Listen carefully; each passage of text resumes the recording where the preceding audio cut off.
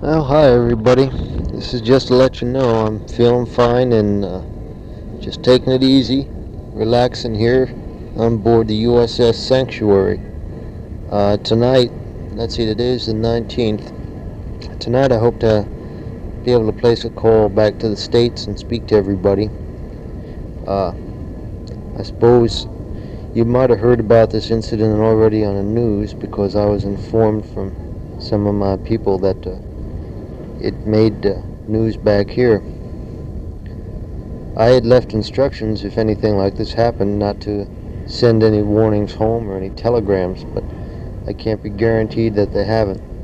So I'll just go ahead and relate to you what took place. On the 15th of September, my platoon was separated from the rest of the company on a separate mission, and at 2 in the afternoon we were told to pack up and rejoin the rest of the people in the company. 4 o'clock in the afternoon, we shoved off and went through a valley. We were moving pretty good and making good time through this valley.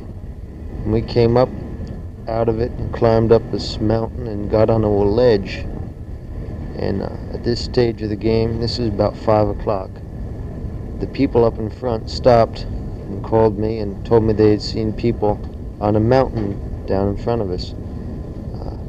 I called the captain and asked him who these people were because I thought they were Marines and we wanted to be sure before we proceeded. Well, it turned out that they were Marines and they were the people we were supposed to meet. At the same time, up above, I noticed a helicopter and an airplane. The helicopter's a Cobra gunship, and the airplane was a Bronco spotter plane. And they were flying around our position and generally checking out the area, and I didn't pay too much attention to them. But I remember remarking to my radioman, "Sure is nice to know that everything that flies is ours." Well, I gave everybody a rest. We pushed off, moved down the mountain off this ledge that we were standing on, crossed a river. We were coming out of the river and we were just in column, walking one after the other right down a trail. First thing you know, these planes started coming toward us, and the Bronco spotter plane opened up on us with 50 caliber machine guns and rockets. And I'm not sure exactly when I got hit, but I remember I fell down into some brush. I saw the bullets coming towards me, kicking up the dust, and they went right by. And then the Cobra gunship came in after, and that made a run at our column and shot us up. Then they pulled out and prepared to make another run, and I stood up, turned to my radioman. He'd been hit, and I'd been hit at this time, and I hollered to him, pop a flare, so they'll know who we are." Well, there's a lot of hollering and everything going on, and we just couldn't believe what was taking place. Then all of a sudden they came back in and were shooting at us again, and somebody was up there looking out for me because a bullet went right through my glasses and took them off, and it spun me around, and then a rocket went off near me and hit me, set me on the deck again. I guess the whole length of time that this took was only about 8 minutes probably.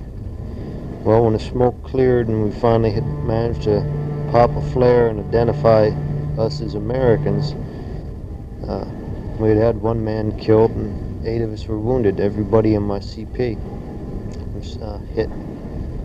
Well, from what I understand, the newspapers picked that up, and I don't know, they like that type of stuff publicized. It's just an accident. They got us right out of there. Immediately a helicopter landed, took us out. I guess in about 10 minutes I was on a cot, and they were putting an IV in me, giving me some plasma. And I was conscious all this time. I had done some running around, putting bandages on other people because I didn't think I was hurting. I actually wasn't. Then we got on another helicopter and they flew us out here off the coast to the sanctuary, and I've been on sanctuary since the 15th in the afternoon. I guess I got shot about 10 after 5. By 7 o'clock, I was in the rack here, resting. They did a real good job. I only got a little hole in me. It's in my right side. They thought initially that it had gone into my stomach or intestines, but it didn't. They shaved me all up and down my chest, and were getting ready to do me a job by taking a look in there. But they got most of everything out just by probing down a little bit. My flak jacket, this thing you wear that weighs about 20 pounds and nobody likes, that probably came close to saving our lives, at least for everybody who was hit that is here on a hospital ship. Really, there's not much I can say. Colonels have been over here to see me, and the commander of those pilots has been here to apologize.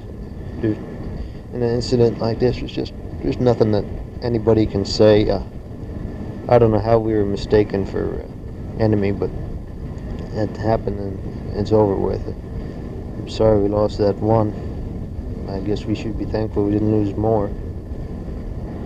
It was close. It was real close. I remember thinking to myself as I saw those bullets impacting in the dirt all around me and setting the brush on fire that I was laying in, that God, is a hell of a way to go by friendly fire.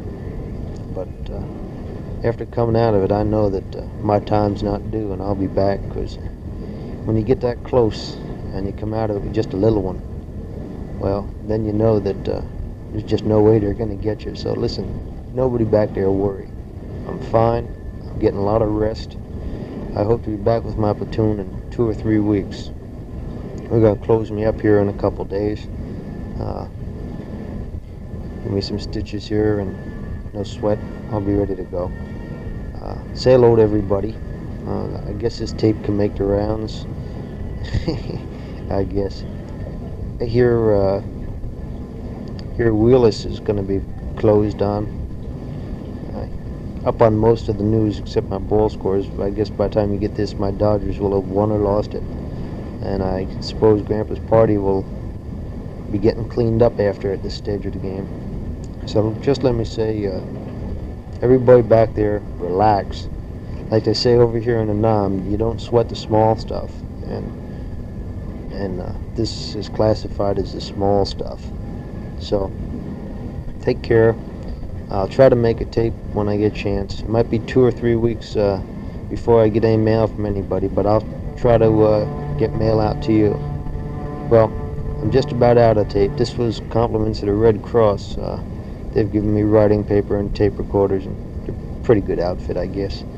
I won't knock them. Well, take care for now, and I'll sign off.